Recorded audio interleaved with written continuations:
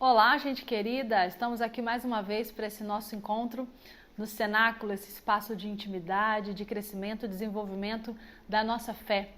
Estamos caminhando nos hábitos espirituais e hoje, de forma muito especial, nós vamos falar sobre o hábito do perdão, essa prática que precisa ser constante, consistente na nossa caminhada cristã. Bom, pegando o seu caderninho, sua caneta, sua Bíblia, nós vamos ler o texto de Mateus no capítulo 18.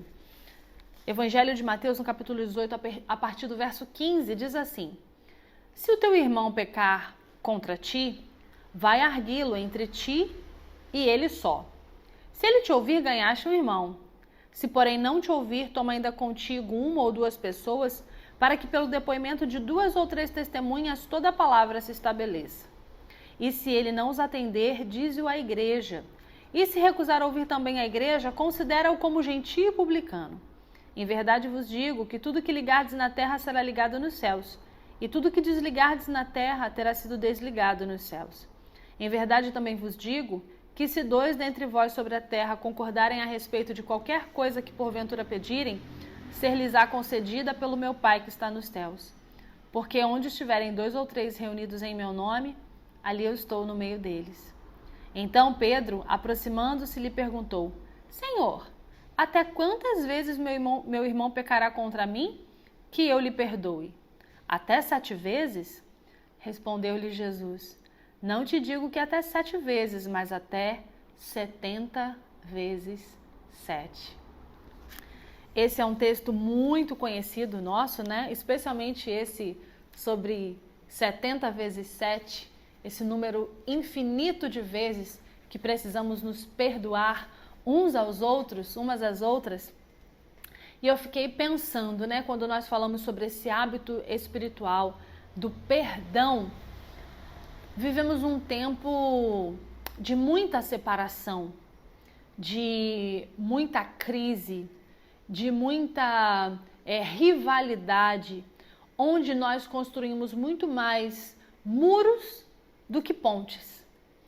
E talvez por conhecer esse nosso coração, que tem de muito mais a separar do que a unir, foi que Jesus gastou tanto tempo falando sobre esse tema que é de suma importância.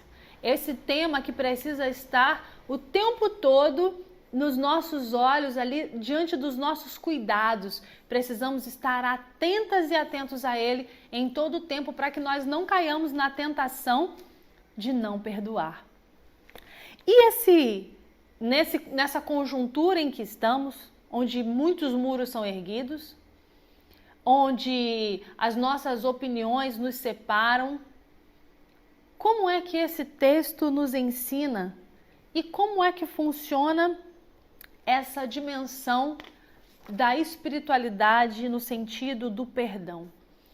Jesus foi inquirido pelos seus discípulos algumas vezes sobre essa questão do maior e do menor, e Jesus usa algumas figuras que são muito interessantes para nós hoje, imagine naquela época, né? Jesus destaca alguns elementos importantes, por exemplo, as crianças, que era o símbolo dos mais fracos e dos mais humildes, como aqueles que tinham prioridade. Jesus fala daqueles que mudam o seu comportamento pelo bem do reino de Deus. Jesus diz que quem trata os erros do irmão ou da irmã com amor e perdão recebe um olhar generoso, né? Então, no texto bíblico, Jesus vai abordando muitas vezes essas dimensões.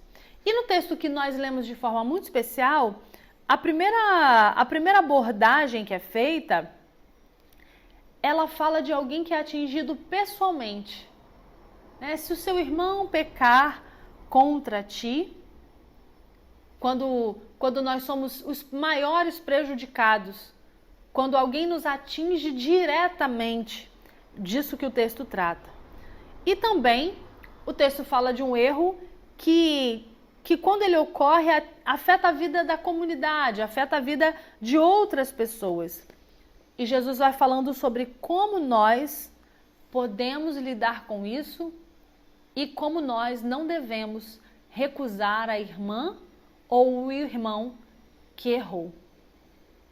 Ele nos chama, a olhar. No caso da ofensa pessoal, Jesus instrui que o perdão deve ser oferecido tantas vezes quanto for necessário.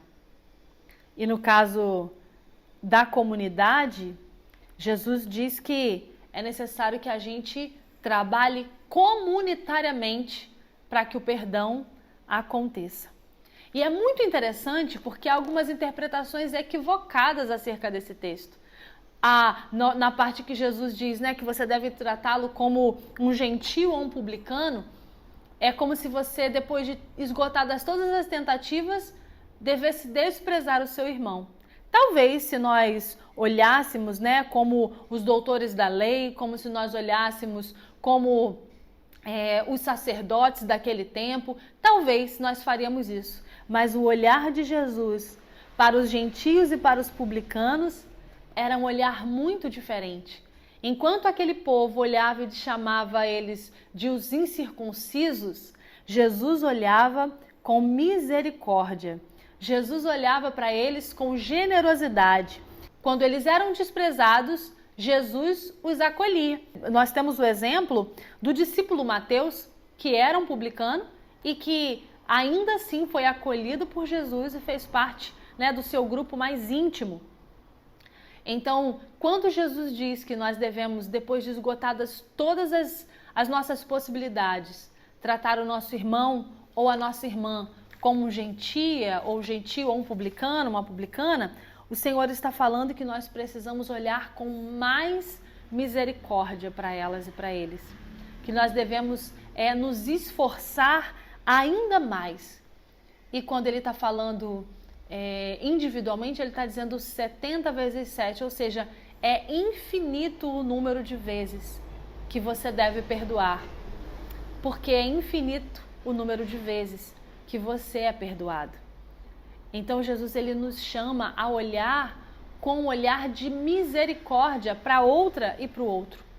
Enquanto não perdoar traz para a gente muitas angústias, enquanto não perdoar deixa o nosso coração, a nossa alma adoecida, enquanto não perdoar nos traz amargura, o perdão abre para nós caminhos de cura para a alma.